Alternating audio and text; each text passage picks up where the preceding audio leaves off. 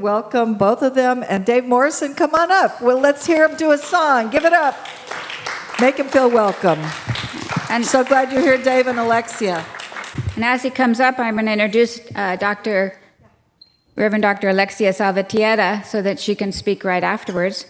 She is the academic dean of the Centro Latino at Fuller Theological Seminary, as well as the associate professor of integral mission and global transformation. She is a sought-after speaker, trainer, innovator, and she leads workshops in the areas of immigration, faith-rooted organizing, cross-cultural ministry, and building vital, holistic Christian community. I just have to tell you something. Today we are integrating Dharma with some other things, and she is the best at integrating something within something else. She's been integrating pastors and people from other countries for all of her life, and with her faith and with her social action. And so this is perfect for her. So welcome to Dr. Alexia.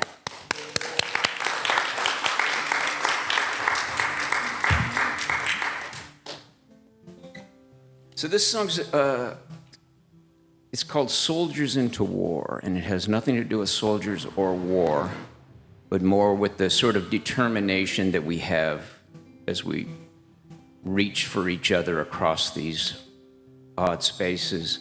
So it starts in the corner bar. Jimmy's come home to the corner stool at Finch's. He swung wide as he could manage. He missed the ring by inches. Let me start this over. Jimmy's come home to the corner stool at Finch's. He swung wide as he could manage.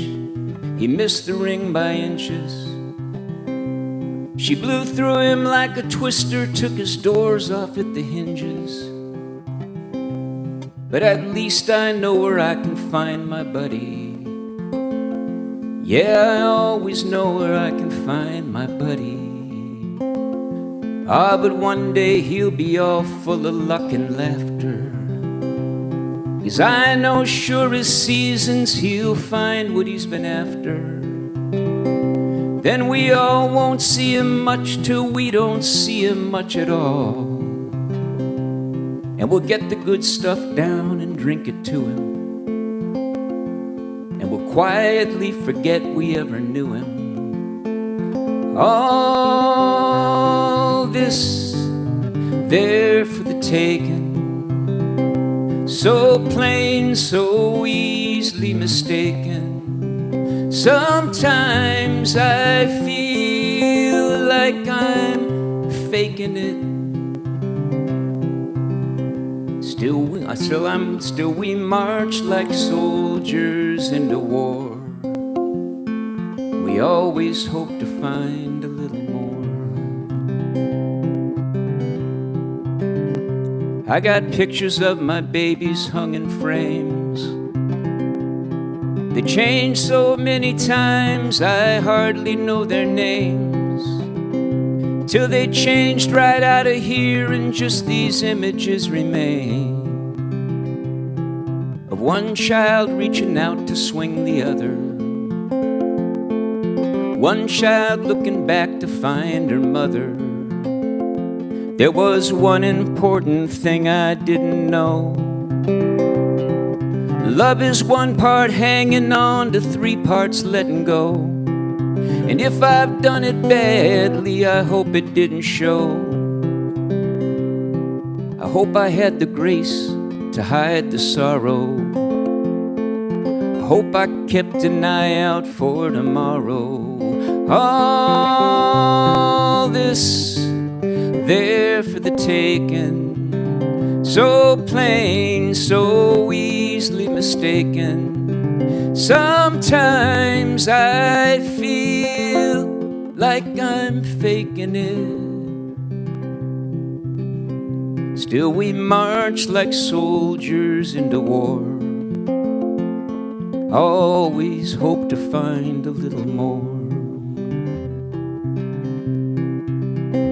Well, I've lost the words from my memory that used to pin these feelings down. The lights are blurred along the expressway, and I don't know where I'm bound. I've got nothing more to give or to receive, not one more clever couplet tucked away inside a sleeve. Just this box of hopeless hopes I am determined to believe, and the crazy thought we all could live together if we'd only understand each other better. All this there for the taking, so plain, so easily mistaken. Most days I feel like I'm faking it. Still I steer my ships away from shore, and I always hope to find a little more.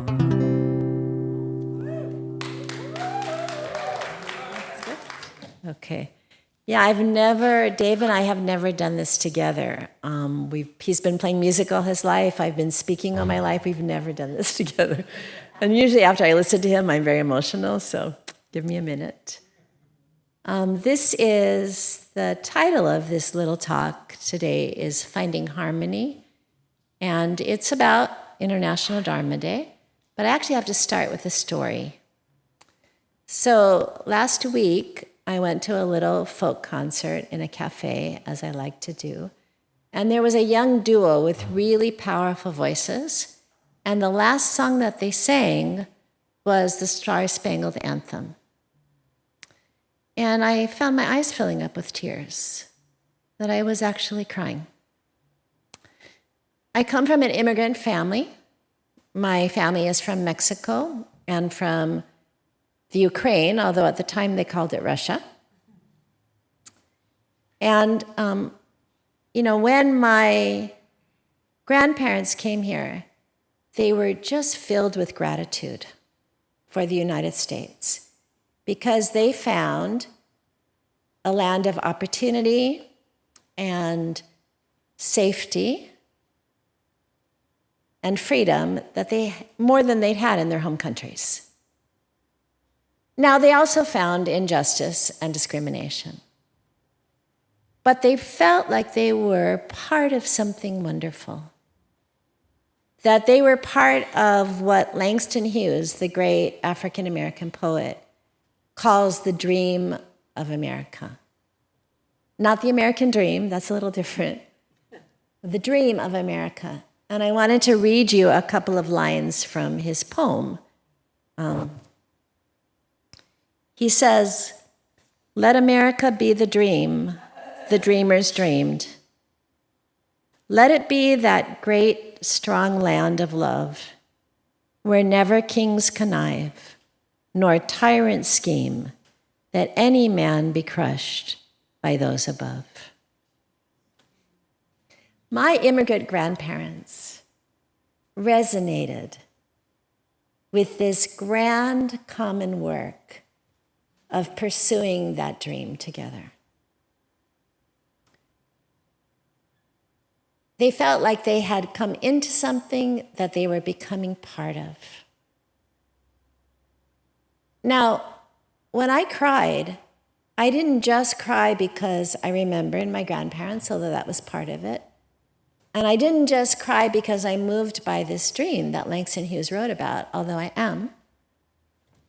I cried because I feel like that sense of being part of something together is more fragile at this time than it's ever been in my life. Now, there have always been divisions in the United States. There has always been conflict, right? There's always been hatred. And in fact, some of that was worse when I was young. Some of you who are my age know that. It was worse. But I don't think I've ever felt that this sense of being part of something together was so endangered. Now, that's what brings me to Dharma. Dharma has a lot of different meanings. I am not Buddhist, so I just sort of went down the rabbit hole, and I was reading about Dharma all week. But there's a couple quotes about Dharma that I wanted to share that jumped out at me. Dharma means to be in harmony with the order and custom that sustains life, to play one's role in the cosmic concert. That the sun shines and the bird sings, and each of us does our part, so that we all create something beautiful together. I think we long for this, right? That we want to each do in our own way, be part of creating something beautiful together. In our communities, in our society, in our world, right? How do we do that at this moment? I think that the scripture that Janet read really reminds me that we need each other to do it. That we're like a body. That every part of the body we don't want to lose, right?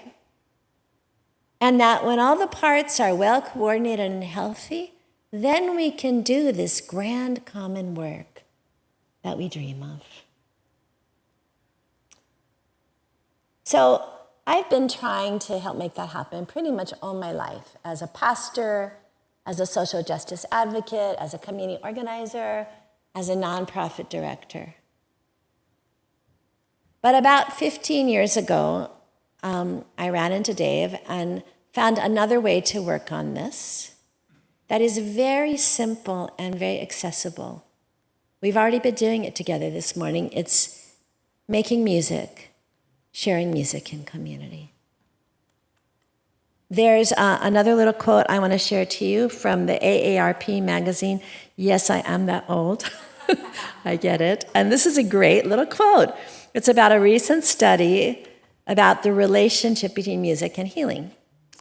Research suggests that music can enhance a sense of well-being, reduce stress, facilitate interpersonal connections, modulate the cardiovascular system, improve balance, and boost the immune system. Years ago, I had some friends who are Rwandan, and they were talking about how after the terrible genocide in Rwanda, that therapists came from all over the world to be with them. And they said they really appreciated that, but that they found it hard to understand exactly why sitting in a dark room with one person and talking about the pain was going to be better than being out in the sun together singing. No, I'm not knocking therapists. No, my mother's a therapist, but there is this power, right? And it's available to all of us in the middle of all of our confusion and fear, this power. When we do concerts, and any of you who've been with us or will be with us next Saturday night, well, you'll see this, that we really think hard about what kind of music works best. And what we've decided over the years is that it's music that shares stories. Because when we tell our stories, then we find out how much we have in common, how much we're part of one story. In the end, familia, we all want the same things, right? We all want our children to prosper. We all want to live in healthy and safe communities where everyone feels welcome. Can I say amen? I do that, amen. Where everyone contributes what they have, where everyone has, as Dave often says, a sense of belonging and purpose. We all want that. And when we come together, and we always come together with food, and I know that we do here too, right, as well. It's music and food and sharing our stories. It shapes and forms us in small ways for the larger opportunities that can make a difference in this world. So I want to actually end with song lyrics from a man named John McCutcheon, who he's writing a song about something that actually happened in World War I. It's called Christmas in the Trenches, for anyone who doesn't know it. And I'm just going to read it. My name is Frances Tolliver. I come from Liverpool.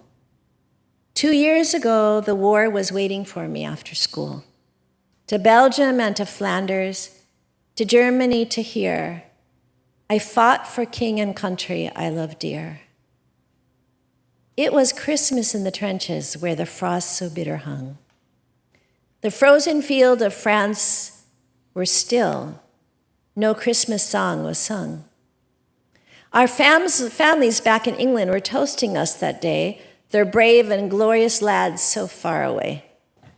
I was lying with my messmates on the cold and rocky ground when across the lines of battle came a most peculiar sound. Says I, now listen up, me boys, each soldier strained to hear, as one young German voice sang out so clear. He's singing bloody well, you know, my partner says to me. Soon, one by one, each German voice joined in harmony. The cannons rested silent. The gas cloud rolled no more, as Christmas brought us respite from the war. As soon as they were finished, a reverent pause was spent. God rest ye merry gentlemen, struck up some lads from Kent. The next they sang was stilly knocked. 'Tis silent night, says I. And in two tongues, one song filled up that sky. There's someone coming toward us, the frontline sentry cried. All sights were fixed on one lone figure trudging from their side. His truce flag, like a Christmas star, shone on that plain so bright as he bravely strode unarmed into the night. Then one by one, on either side, walked into no man's land. With neither gun nor bayonet, we met there hand to hand. We shared some secret brandy and wished each other well. And in a flare-lit soccer game, we gave 'em hell. We traded chocolate, cigarettes, and photographs from home. These sons and fathers far away from families of their own. Young Sanders played his squeeze box. They had a violin. This curious and unlikely band of men. Soon daylight stole upon us, and France was France once more. With sad farewells, we each began to settle back to war. But the question haunted every heart that lived that wondrous night. Whose family have I fixed within my sights? It was Christmas in the trenches where the frost so bitter hung. The frozen fields of France were warmed as songs of peace were sung. For the walls they'd kept between us to exact the work of war had been crumbled and were gone forevermore. My name is Frances Tolliver, in Liverpool I dwell. Each Christmas come since World War I, I've learned its lessons well. That the ones who call the shots won't be among the dead and lame. And on each end of the rifle, we're the same. That is not only a true story that happened once, that happened over and over again. And people were court-martialed, and it kept happening. So I leave you with that memory, with that hope, and with that encouragement. Thank you.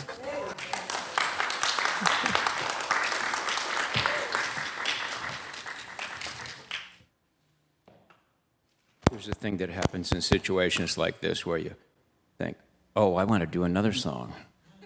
Not the one I practiced. I want to do it entirely. Oh, wait, now I want to do yet another song that's also not the one that I practiced. And what are those chords? But I'm going to try not to be too entirely risky with y'all.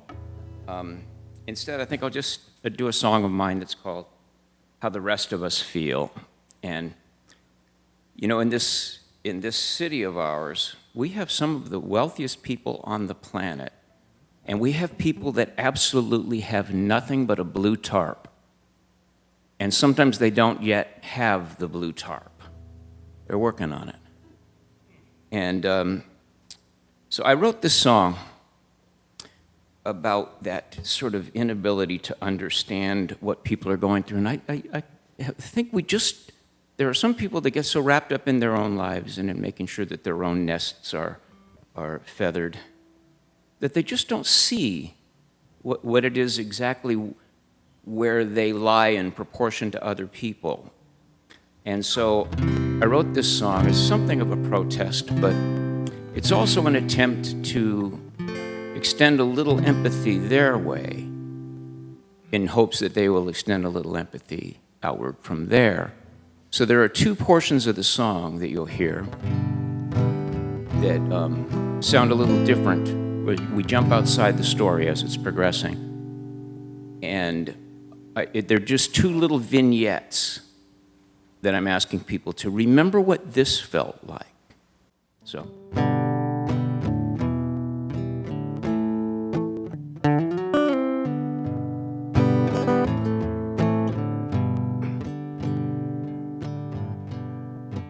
Spent some time in cardboard shoes with the 10th generation hopeless on a bread line waiting for a handout meal. With the squad car doors and jailhouse doors still slamming in your ears, and you will know how the rest of us feel. Spent some time up on the rooftops with your back bent in the sun, in the slaughterhouse with the clamor and the squeal, humping plaster up a ladder for a just break-even wage, and you will know how the rest of us feel. It's like that long ago Little League game. Your mama's forgotten you and left you on your own. Everybody's gone and the sun is going down, and you're a little boy a long way from home. That's how it feels.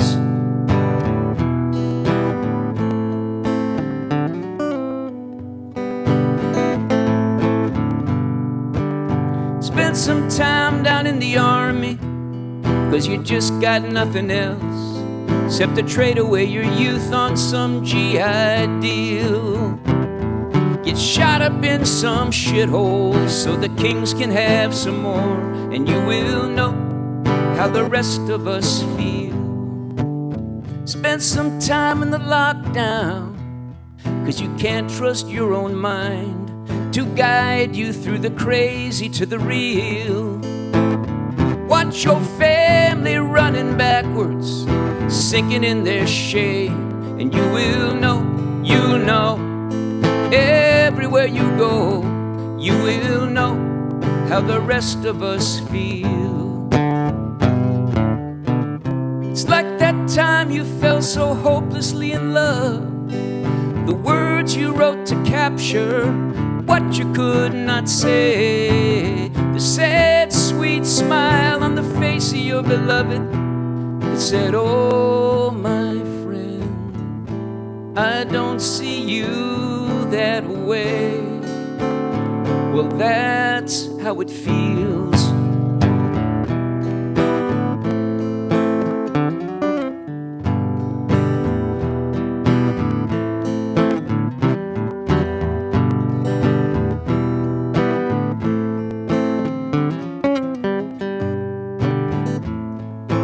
That was a spontaneous, creative decision on my part that didn't pan out.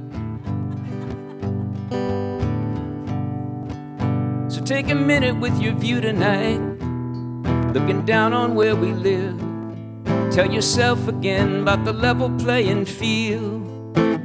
Remind yourself you give it Christmas, you have only what is yours, and that you know, you know, you know, you know, you know, you know, you know, you know that you know how the rest of us feel, how the rest of us feel.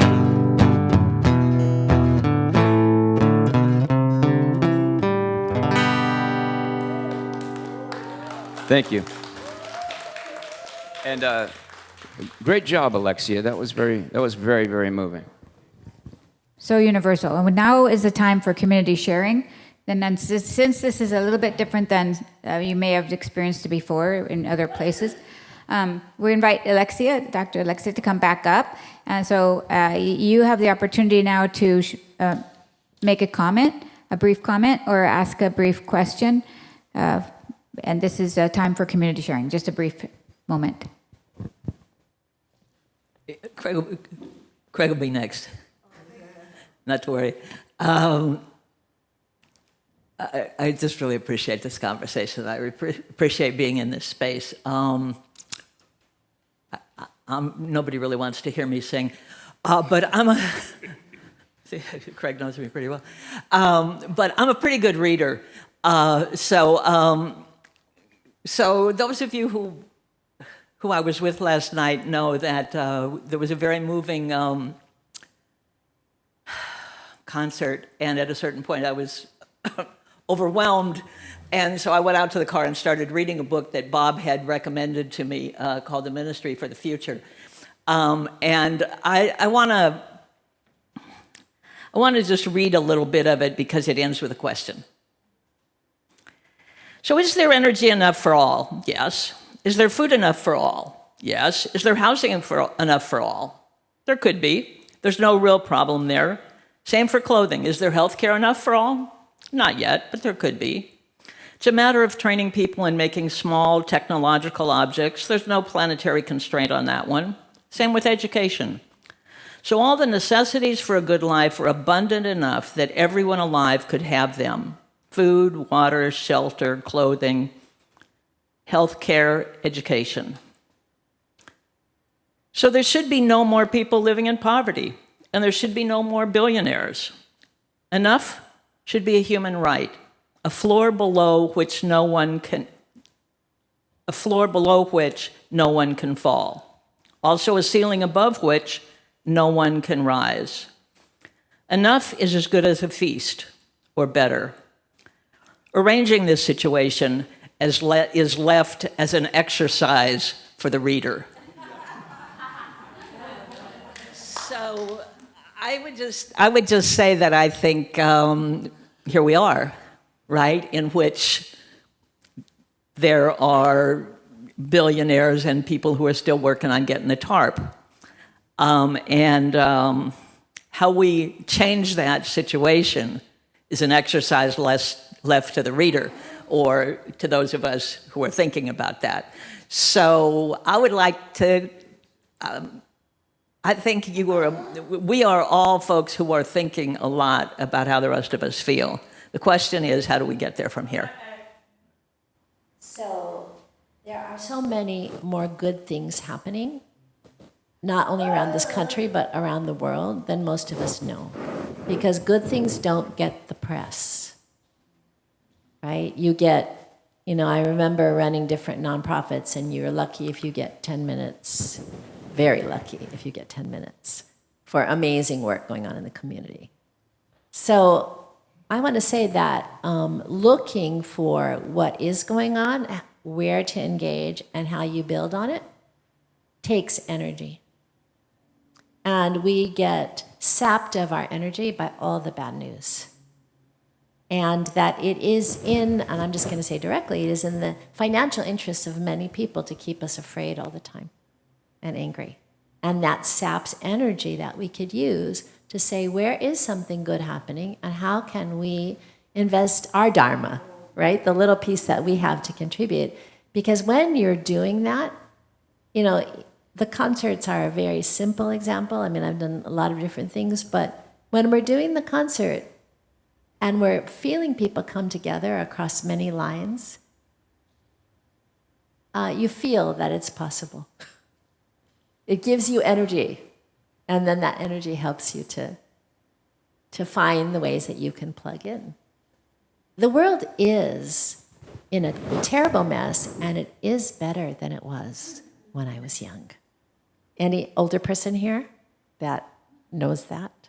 I mean, I'm not even talking about that. I'm talking about the level of acceptance. The first domestic violence shelter in this country was 1971, right? When I was a kid, domestic violence happened in my family, and there was not much that could be done about it. So things have changed, right? In ways that we don't recognize when we're in the process of focusing on how bad things still are. We're not minimizing how bad things are, but if all we focus on is that, we lose our energy. We lose our hope. We lose that which can make us able to make things better. And so you right now, when you come together every Sunday, you're giving yourself an infusion of focusing on what is good and beautiful and possible and singing it. The person who sings prays twice. I forgot who said that. I should remember. But it's true that we have to keep up our hope so that we can contribute what we can contribute. And there are many ways and places to contribute, never doubt that.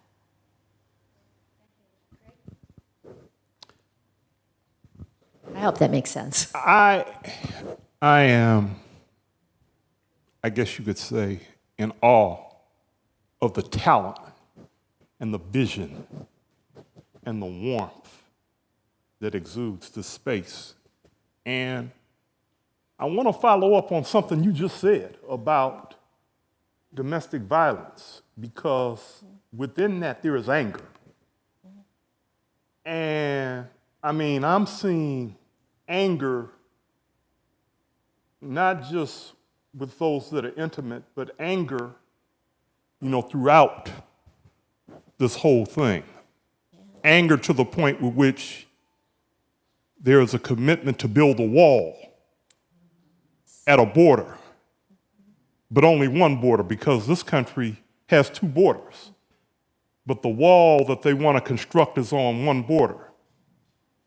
Having said that, also, that anger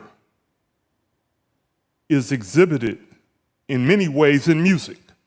I look at the rap industry, which is fueled by anger. I look at, you had mentioned part of your forefathers are from Ukraine. Yeah. And there's tremendous hostility and anger towards that. So my question now comes to you as in a sense of dharma. Would you say the prescription to addressing that anger, needs a special attention to those that are distributing it, much more than, let's say, me? I'm angry, but yet and still, I'm limited in the capacity. And so I'm asking specifically from a dharmic point of view, what would you say the prescription is for addressing that hostility and that anger? If you can. So it's such a good question. I think we could spend like 4 hours, right? All of us talking about that. I'm going to put on a professor hat for a minute and then a pastor hat. I've only been a professor 15 years, but it's part of me now. You know how you do that. So there's a little book. One of my mentors was a man named Reverend James M. Lawson Jr. Dr. King called him his theologian of nonviolence. He, African-American UMC pastor, went to India as a young man and learned from Gandhi, and then came back and brought it to the civil rights movement. He passed away recently, and he never wrote, but Kent Wong interviewed him and wrote a little book of all the interviews called Revolutionary Nonviolence. It's so powerful. It's so powerful. It talks, and it specifically talks about how you can diffuse somebody else's anger, which was that, and how it's a really effective methodology for peaceful change. In fact, there's studies that show that it's more effective than violence. That if you look over the history of the world and around the world, that nonviolent movements have been more effective at creating change than violence. So just suggest, the book is written by Kent Wong. It's called Revolutionary Nonviolence. It's 150 pages. It won't be a waste of time. So I just want to say that. But I want to say beyond that, that anger is, I'm a community organizer. Anger is a biological force for change. The problem is when you don't know how to create the change that you seek. And then the anger becomes rage and bitterness. And then you need to do something about the anger. The anger has then become the problem, right? Up to that point, the anger is energy, right? For change. But when you don't know what to do and the anger builds up and builds up, you become the anger. And so that has to be diffused. It has to be calmed, and it has to be guided towards something positive. So that's what will take the 4 hours to talk about, right, for all of us. But I do want to say, We'll bring her read back. the book. It's good. We'll bring her back for sure. I've had a lot of amazing experiences of that, so I do want to say I have had a lot of experiences of it in my life. And I do want to say that Dave and I are not in the same political place. And we've been working together collaboratively and well for 15 years. So, on multiple levels, this is possible. Right. The author. The author, so Kent Wong, W-O-N-G, Kent Wong is one of the authors. He'll read it by this afternoon and come back to you. Yeah, it's revolutionary. Just look it up as Revolutionary Nonviolence. You can get it on Amazon. It's really cheap. And it's, UCLA Labor Center. Yeah, and it's 150 pages, and will really help you to understand how this works. Jean? Yeah, I think we should do that as a book club. We definitely need to do that. I don't know if in your book club or whatever. Oh, I would suggest that. It's a great book. Yeah, we'd have great conversations about that. So I wanted to say a couple things. Going back to your therapist in a dark room, I saw something, I think it was on Facebook, but sometimes you can see really lovely things on there. There was a story about a man, I do not remember which African country he was in, but he proposed to a young group of children that he put a whole bunch of fruit under a tree, and the first person who ran and got there could have all the fruit. And I guess somebody said, 1, 2, 3, go. The children all joined hands and got to the tree at the same time. And he said, I'm curious, why did you join hands? And they said, how could we enjoy the fruit if not everybody had some? Yeah. Which I thought was so lovely. I mean, I have goosebumps just talking about it. So, how to get that feeling in this country is, in a capitalistic country is really difficult. But what I wanted to say, going back to music, thank you for your music. Oh my, and your lyrics, everything, the whole package. A lot of you know that I'm in a choir. I'm in a choir of about 30 people. And I just wanted to say a couple minutes about being in a choir, because the experience is more than you see when you sit and listen to a choir. You sit and you listen and you hear a song, and you might hear that the entire choir says, light, and everybody says the T at the same time, and that's kind of cool, or everybody gets loud and gets soft. So you'll hear those things. What you don't know is that choirs, their heartbeats actually get closer to each other. They synchronize with each other. You have to learn how to breathe either the same or differently than the person next to you. If the choir director wants the breath to be heard, you have to breathe at the same time. And if you aren't supposed to be heard, then you have to do something called stagger breathing, where you're not. So if you hear that person breathing, you don't have the permission to breathe. So it's actually quite complicated to sing in a choir, and it is the most amazing community experience.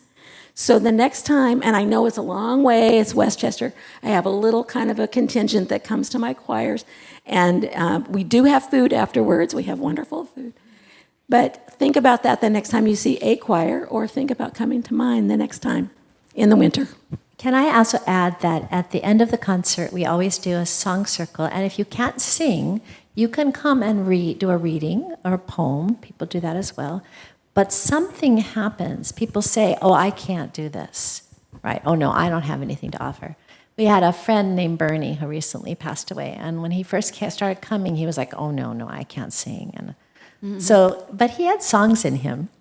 He started out by singing covers, other people's songs. And then he started offering his own. And before he passed away, he was playing auto harp, and he actually had some pretty. Is that what it's called? The instrument? It's auto. And he also played guitar by the time. So it was a 20-year.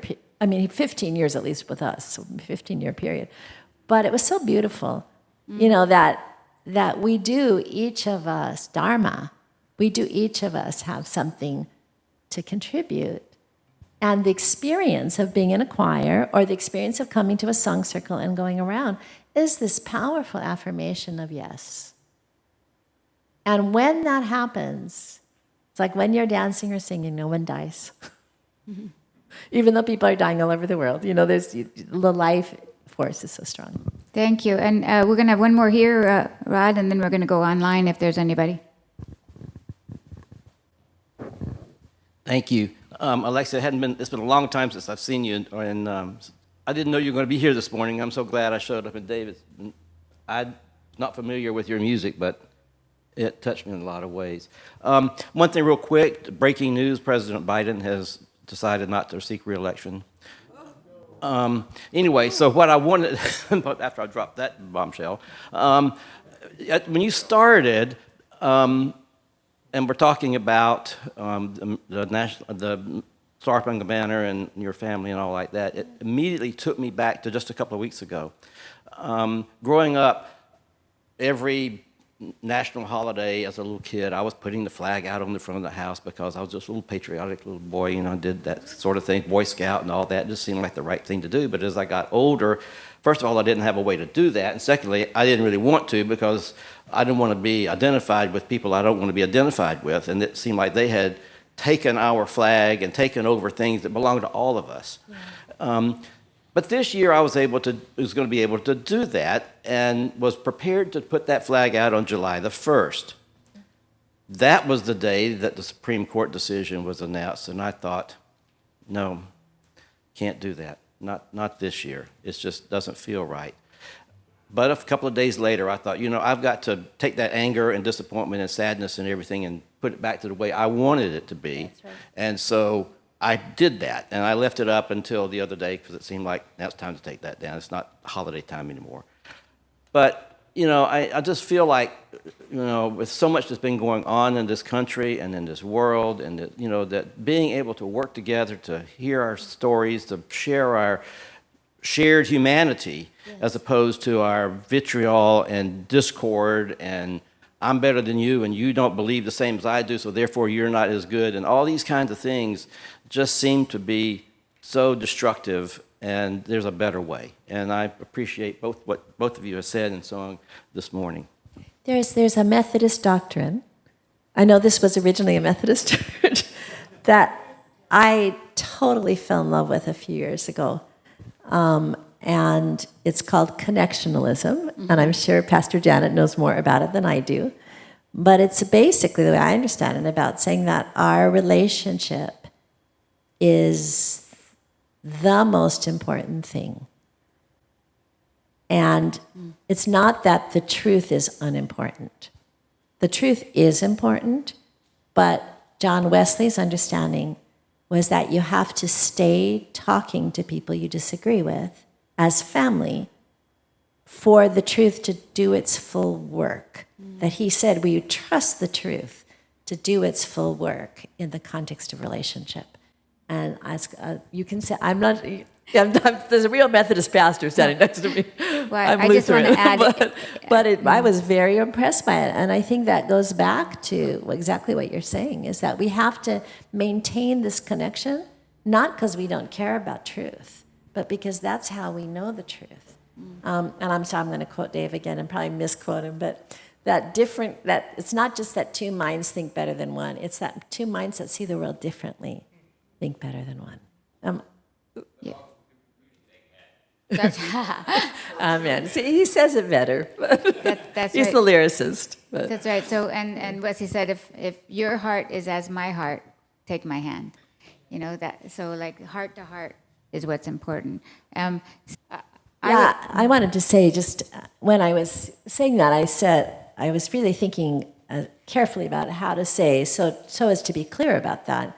So what I tried to say was, we want every part, right? We want every part of the body we can have, and that most definitely includes people who are disabled. Right, and I think that we're not whole if we don't have all kinds of people, every kind of people. And I'll share something in a bit about that. But we do have we celebrated people with disabilities a week ago. There was Disability Pride Month. You may not even not know that, but we had an event here where we moved from a place that's not accessible. Now we're going to always meet here because it is accessible. From now on, the monthly event of the Queer Collective is going to be here and online as well, because we recognize that we were leaving folks out that were not able to either be here in person or make it up the stairs where we were meeting. So, and also, Janet, there was actually one line you left out of the scripture that says, we give more honor to the parts that have lacked it, meaning that if parts have not been honored fully of all of who we are, we give more honor to the parts that have lacked it, so that there will be no dissension in the body and all the parts will have equal care for each other. So I just wanted to note that statement is in that. First of all, Dr. Alexia, so thank her. And Dave, thank him. Yes. And we'll have a moment of silence, and it'll be closed with a song.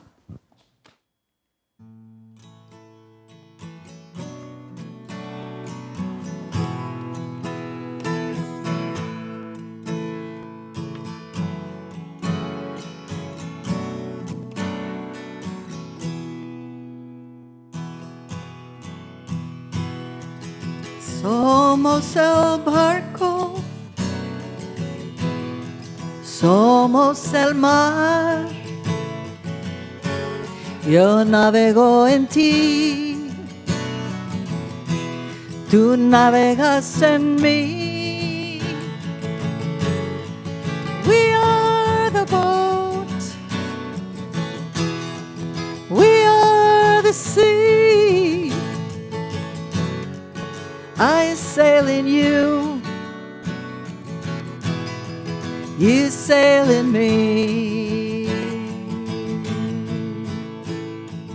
Boat that we are sailing in was built by many hands, and the sea we are sailing on touches many lands. Somos el barco, somos el mar.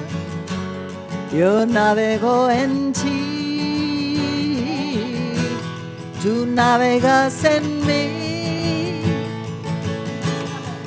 We are the boat, we are the sea. I sail in you, you sail in me. Oops. Technology. I can't finish. Somos el barco, somos el mar. Yo navego en ti, yo navego en ti. Tú navegas en mí, tú navegas en mí. We are the boat, we are the sea. I sail in you, you sail in me. I sail in you, you sail in me.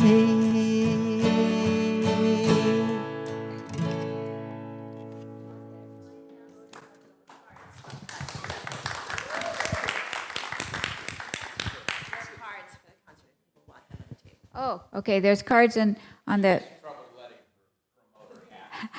Yes, there will be announcements after a while, but yes, doing a lot of things at the same time. So this is a way we do a lot of things at the same time, because this community is more than any gathering at any certain time, as you know. There's a gathering of queer people. There's a gathering of the Kid with Disabilities group needs to reform, but hasn't reformed quite yet. And there are different gatherings of people who have lost loved ones through gun violence or other ways. And there are many gatherings that you don't see on Sunday morning. And this offering supports all of those and more. And so our outreach is well known. I attended a service, graveside service on Friday, in which all of the people there knew about the church in Ocean Park. And many of them felt connected, but I'd never met those folks, most of those folks.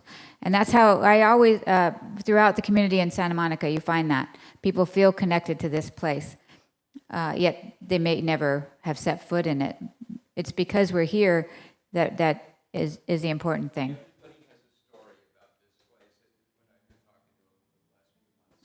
Everybody has a story. I know that place. Yes.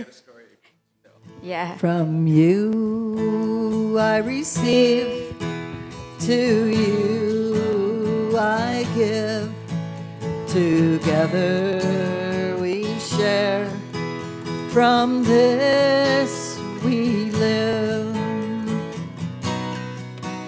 From you Here's our new Zephy. I receive, to you I give.